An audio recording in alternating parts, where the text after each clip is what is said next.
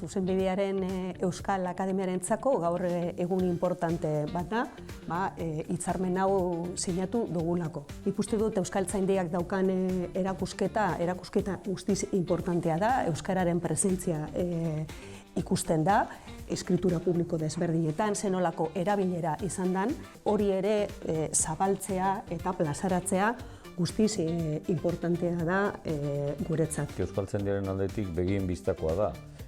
Honen garrantzia eta honen azpimarratu beharra. Zergaitik besteak beste, betidanik euskararen ikuspegitik eta euskararen ofizialtasunaren ikuspegitik mundu juridiko eta administratiboa guztiz garrantzitsua delako. Zuzenbidearen Euskal Akademiak aspalditik bildu eta batu egin ditu hainbat eragile juridikoen esperientziak eta eskarmentuak. Alde batetik zuzenbide nolaiteko hizkuntza zuzenbidearen aldetik eta gero bestetik baita ere euskara juridikoaren ikuspegitik. Euskara juridikoarena bereziki interesatzen zaigu guri erabaki linguistiko batzuk hartu behar ditugunean hor altxor hori eukitzeko gure eskuetan eta kolaborazio horren bitartez, hau da, maila handiko edo goi mailako testugintza hori gurera ekartzeko.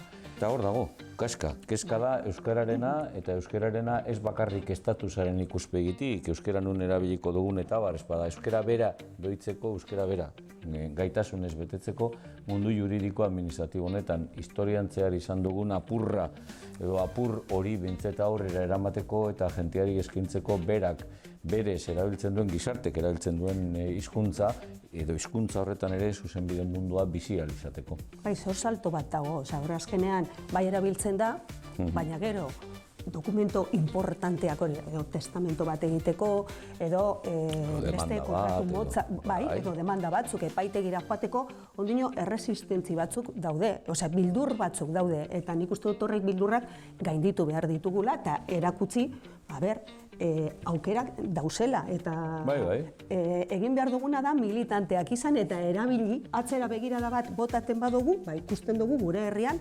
normaltasunez erabiltzen zirela, eta gaur egun zergaitik ez. Eta besteak beste 500 urteko hori ere ospatuko dugu, Bizkaian aurten betetzen direlako 500 urte Bizkaiko foru berria aldarrikatu eta indarrean jarri zenetik. Horrek ekarri zuen alako marko bat, alako babes bat, euskeraz ere bizi ahal izateko.